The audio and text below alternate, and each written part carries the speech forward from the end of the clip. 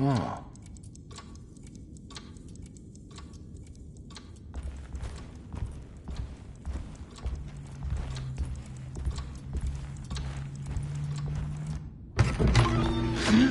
Yeah, sorry, Detective. Didn't mean to obstruct justice or anything. That's fine. You know, I'm kind of busy with my own case of a missing person. I was wondering if you've seen Grace, girl about yay high? I can't say that I have. Why are you asking? Well, I'm looking for her. Is she in trouble? No. She's just hiding somewhere. But we can't have a rascal like that running around unchecked at a time like this, you understand? Well, I haven't seen her. Well, let me know if you find her. I'll be around. I'll keep an eye out for your man, Jeremy. You scratch my back, Detective, and I'll scratch yours.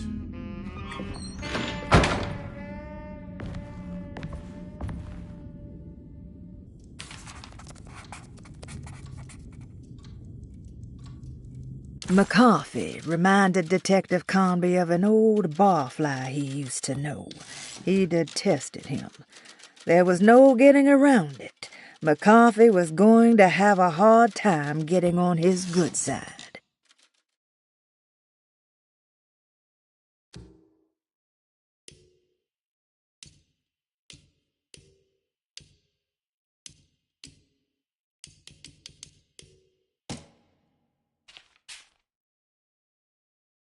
Grace Saunders, 11 years old.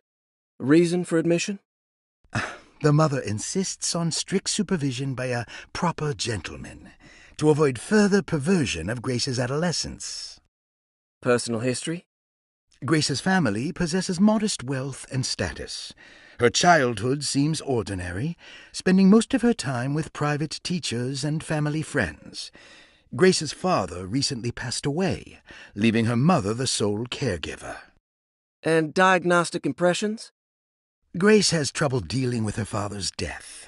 She is willingly suppressing her feelings on the matter and isn't properly acknowledging the trauma she suffered. Any planned treatment? Grace needs nothing out of the ordinary. She simply needs parental guidance. Eventually, we can work on her feelings toward her father. Thank you, Doctor. I'll finish the paperwork and get her installed. Malcolm McCarthy, 54 years of age. Reason for admission? McCarthy admitted himself to Dorsetto, stating simply that he needs some damn rest. And personal history? McCarthy claims he used to work as a lawyer in Baton Rouge, but says he can't go into details because of some legal dispute. His background remains largely a mystery, except for the occasional clue that he drops in conversation. Huh. And diagnostic impressions? McCarthy is an anxious man and an alcoholic. He often tells half-truths due to some deep-seated inability to trust other people. And how will you treat that? McCarthy will take some time to open up. Spending time with Jack's dog or the child should be good for him.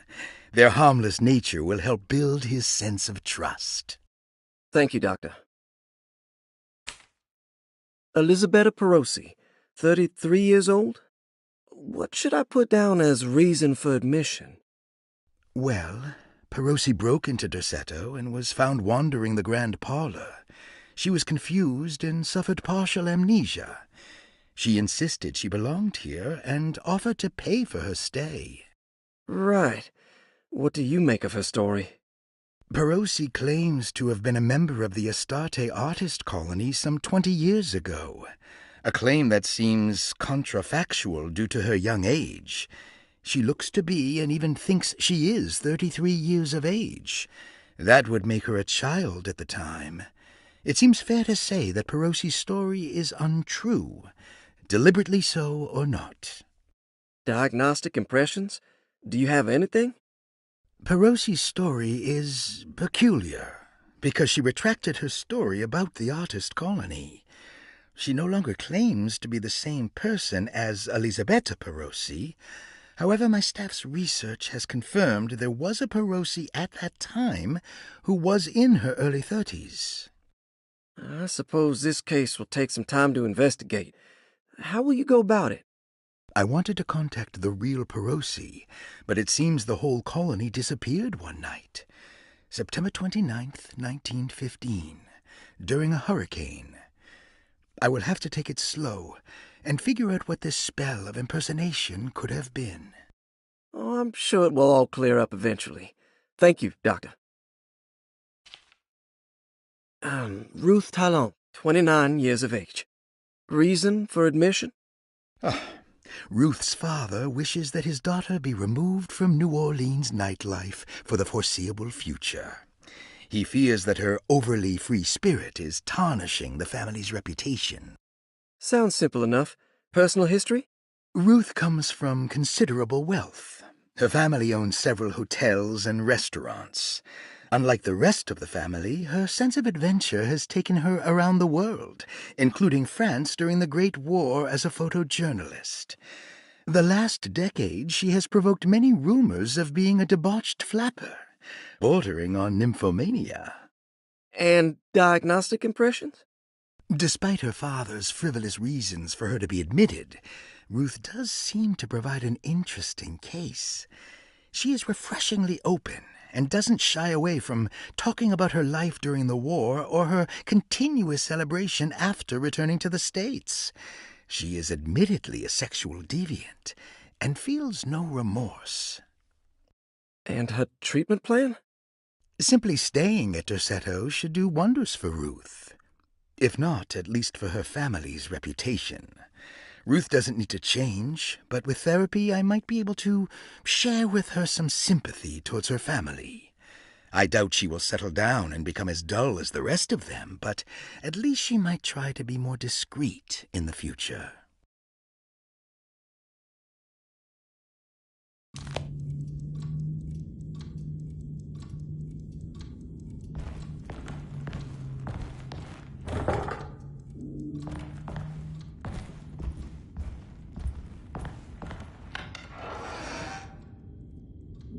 Looks like everything's back to normal here.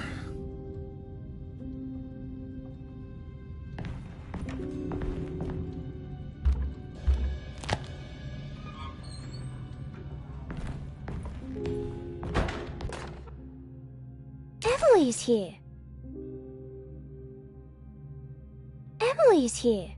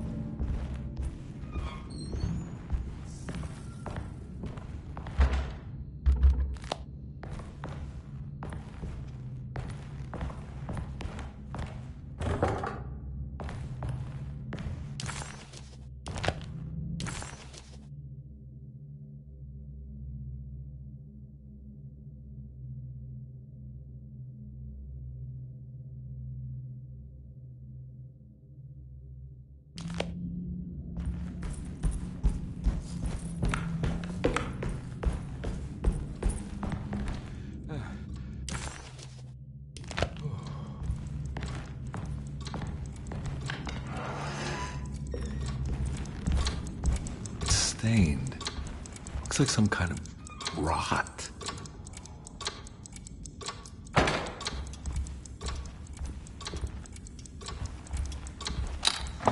This must be the clock that Jeremy wrote about in the commonplace book. Looks like the plate that held the talisman in the seance room. But it's broken and missing some pieces.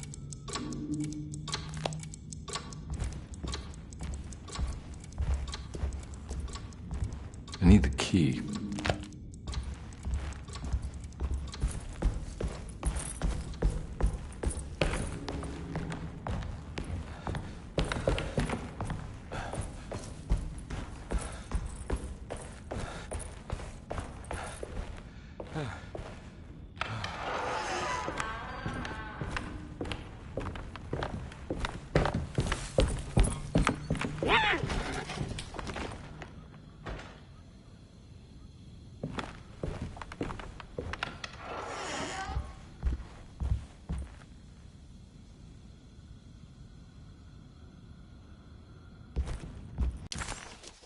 If it wasn't for the collection of peculiar statues, the old astronomical clock would draw every eye in the room.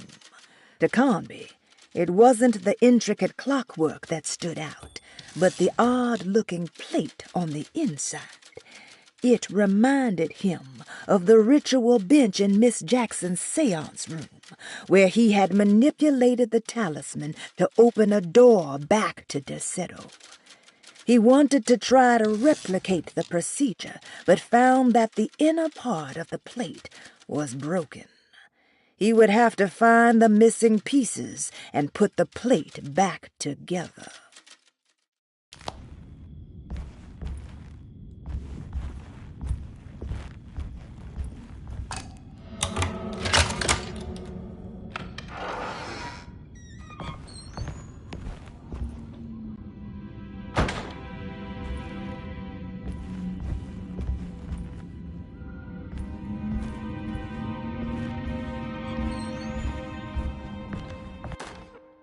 Lost Plantations of Louisiana, Thierry Briclot, 1917.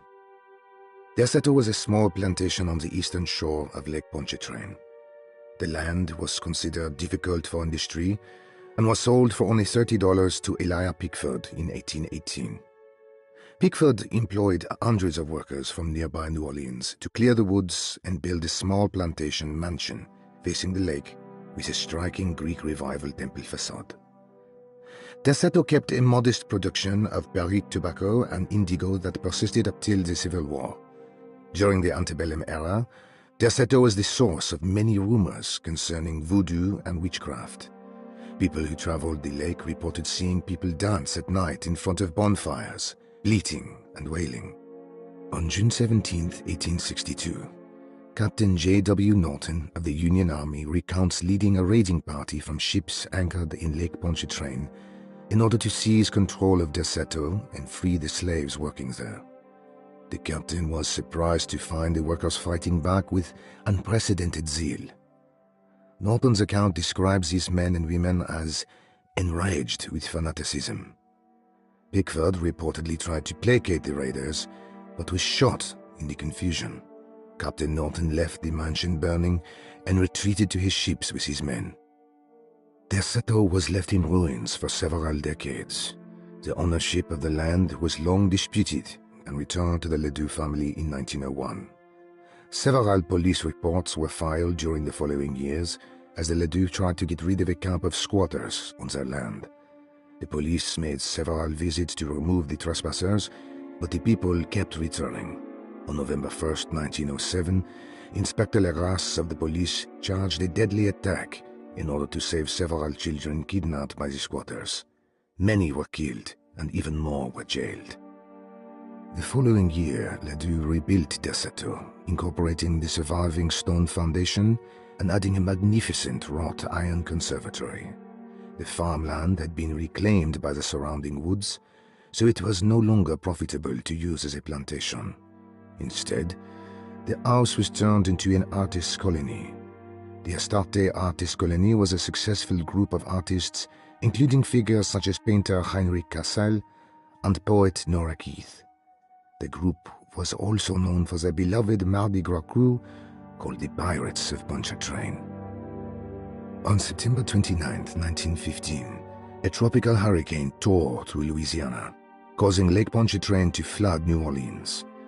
Due to the remote location of their settle, it took almost 2 weeks for outsiders to learn that the artists' colony was abandoned. The 12 residing artists had all vanished without a trace. The empty mansion of their settle still stands on the shore of Lake Pontchartrain, with much of its temple facade intact.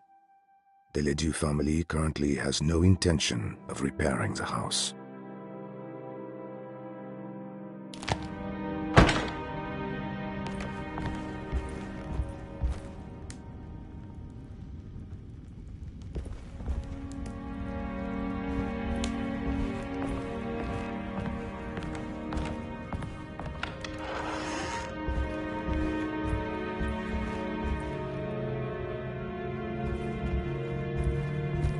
Ooh.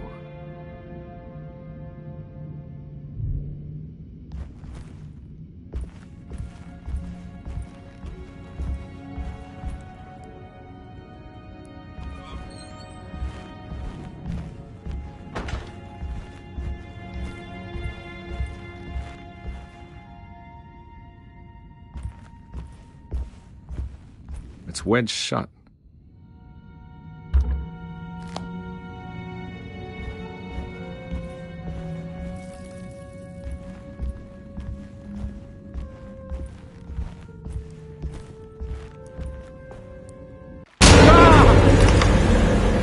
What's going on?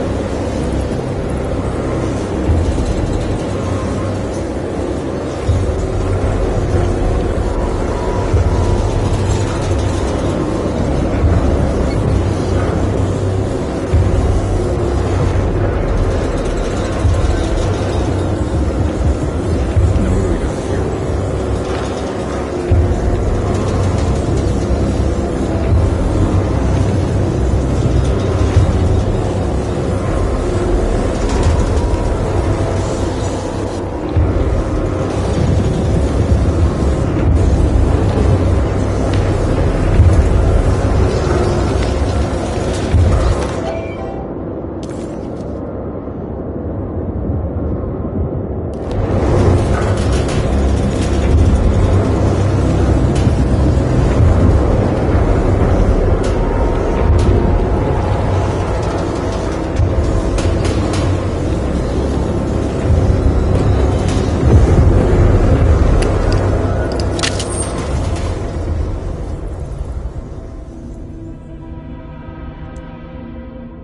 What happened? Everything's normal again? Right.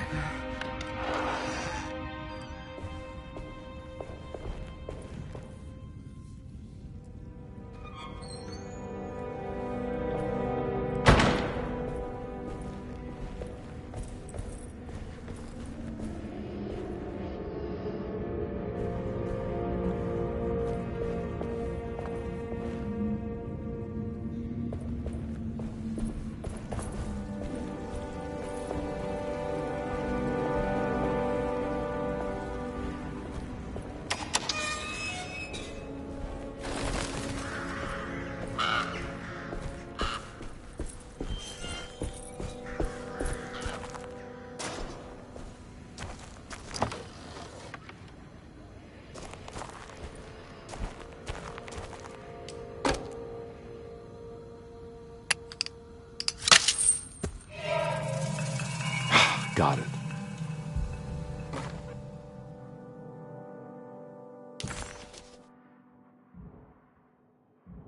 Okay.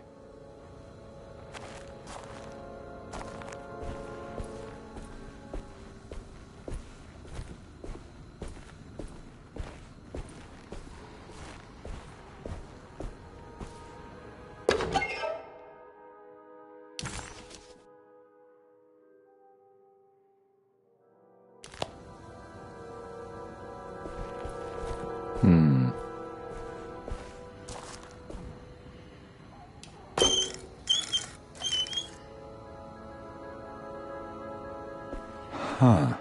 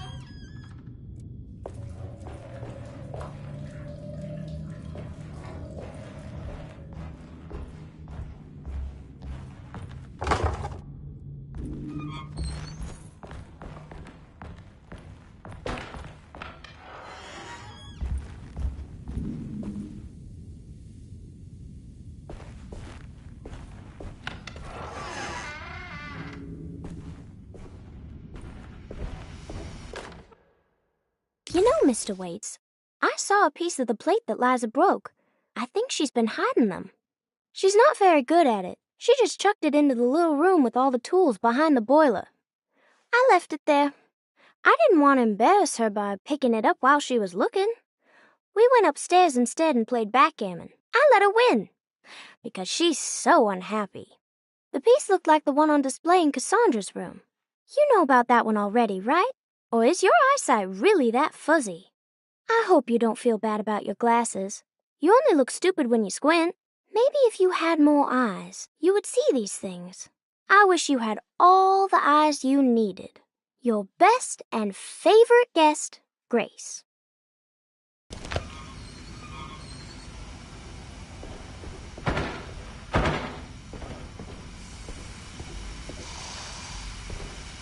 it's another plate for the talisman. Like the other one that's broken and missing some pieces.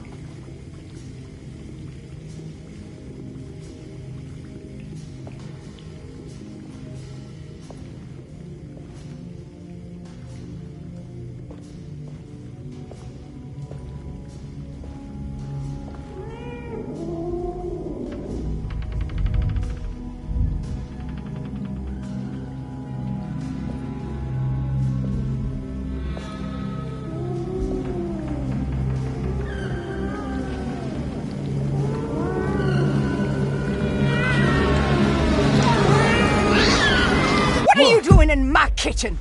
I assure you. No, I'm sorry. I promise you. Mr. Hartwood is nowhere near my kitchen, and neither should you be. Don't make me kick you out of this house. Sorry. Now get out! Yeah.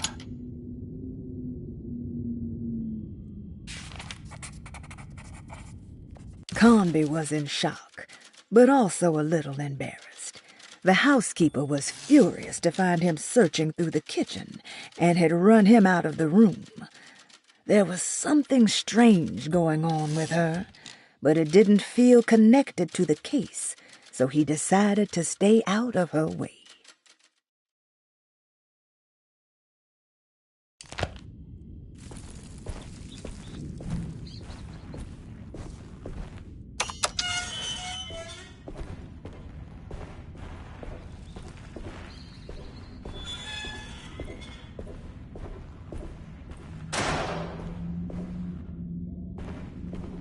I need the key.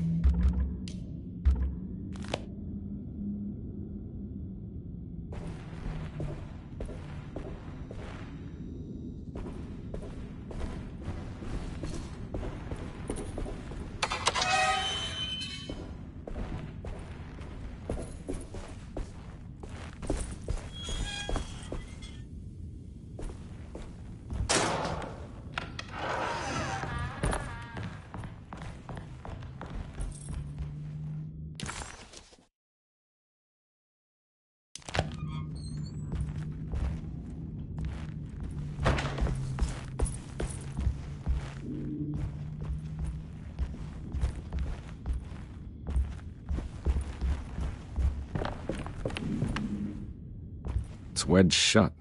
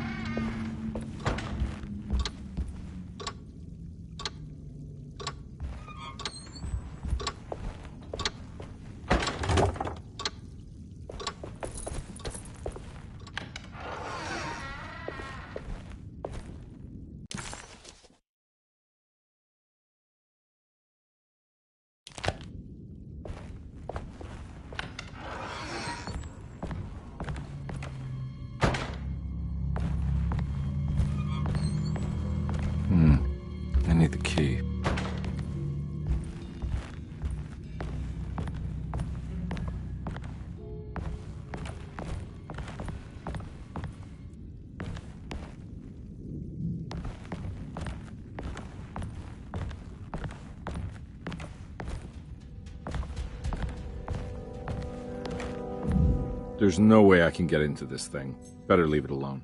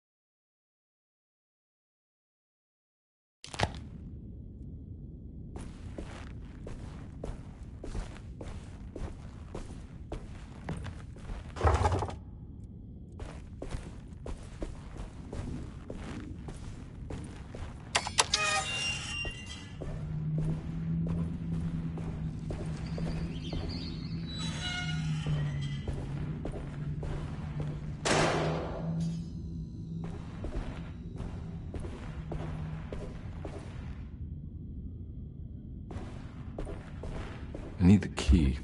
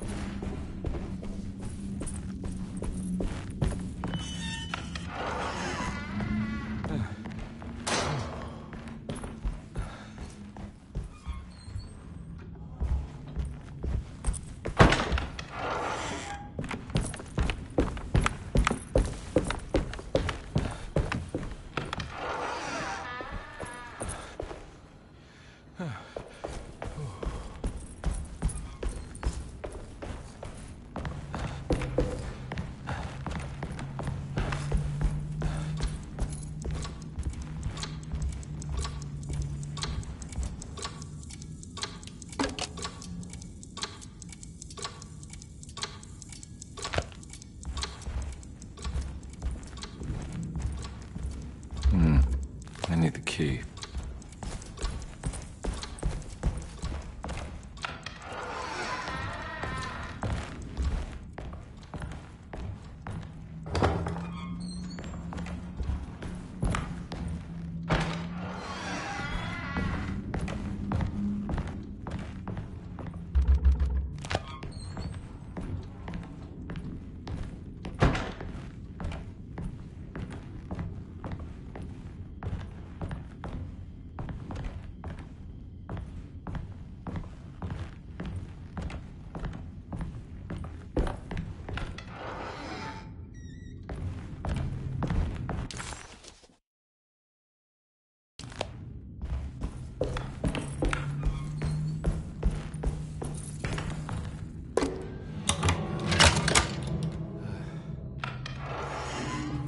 Huh.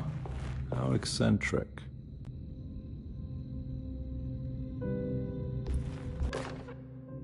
I did it!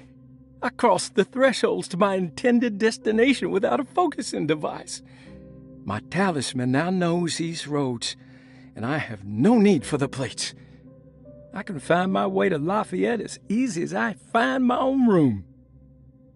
I visited the grave of my father and seen the oven waiting for me.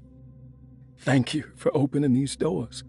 I now must summon my courage and go back to that hateful mound outside the oil rig. I hope you'll be feeling better when I return. Jeremy.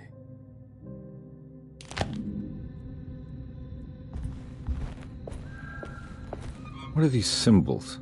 Looks like alchemy or star constellations.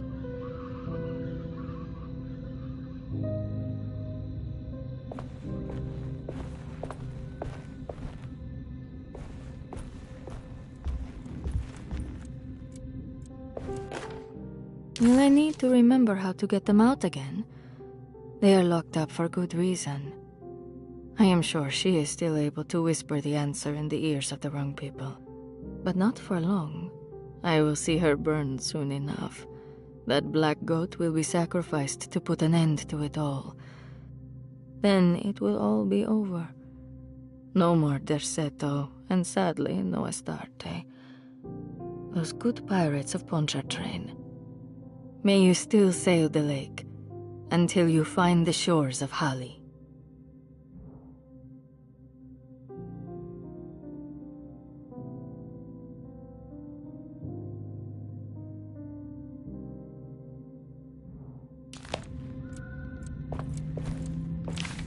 The Astarte Artist Colony.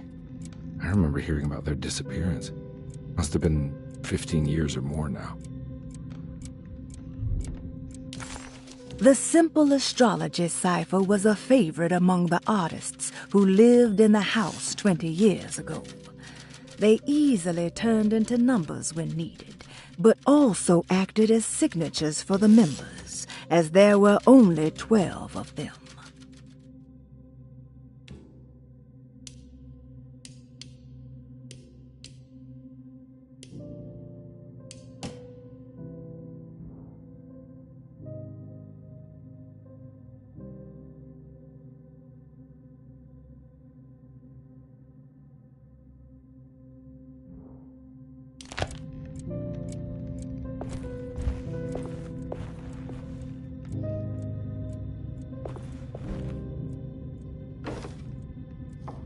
paintings got some grim-looking rot on them.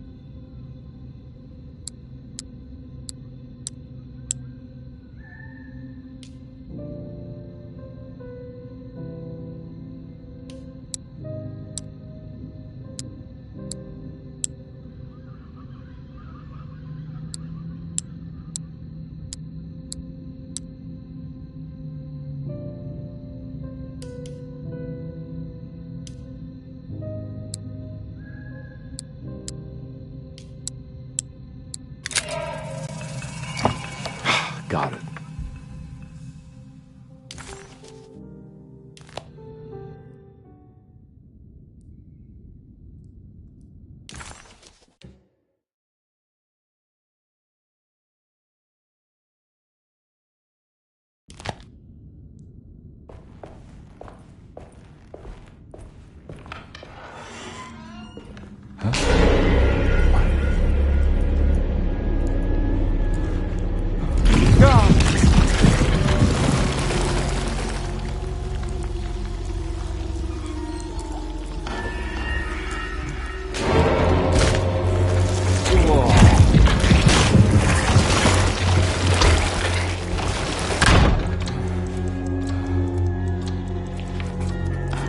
Detective Conby had a hard time understanding what had happened.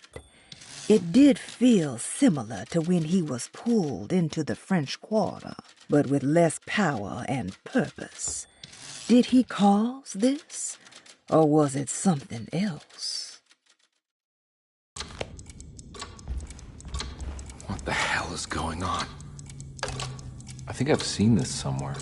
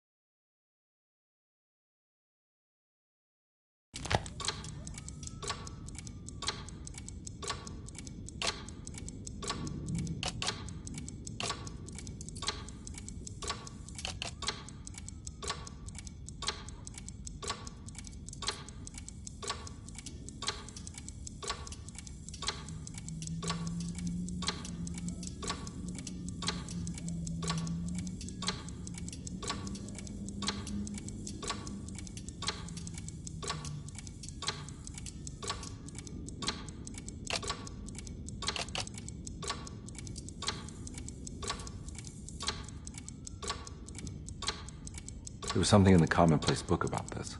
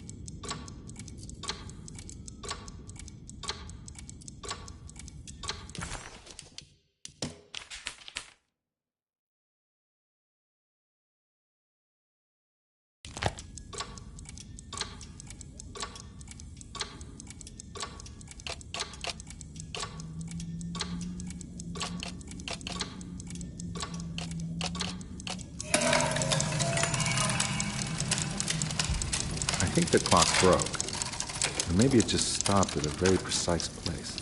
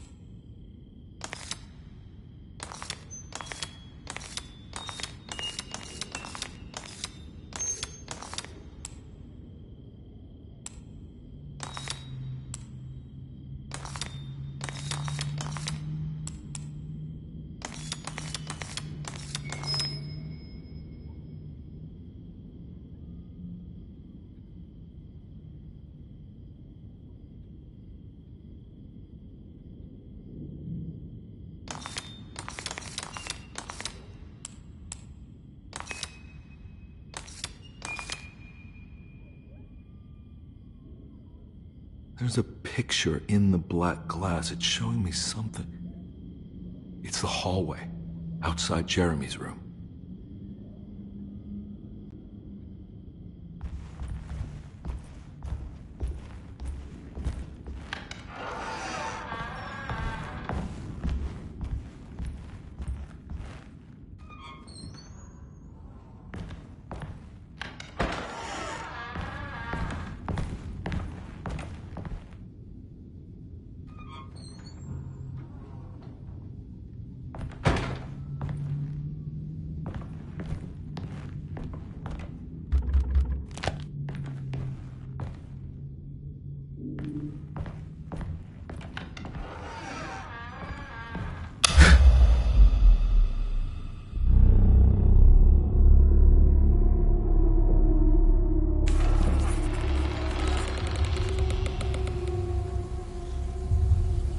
As his pride faded, Detective Conby was left with a feeling of unease.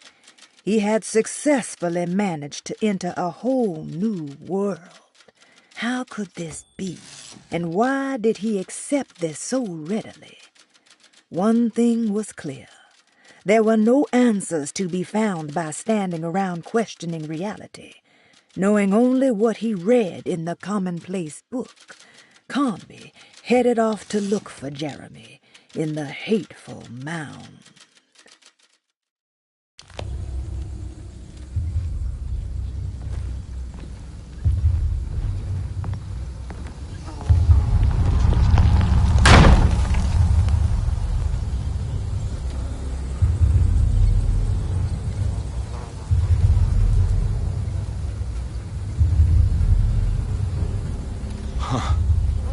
I made it.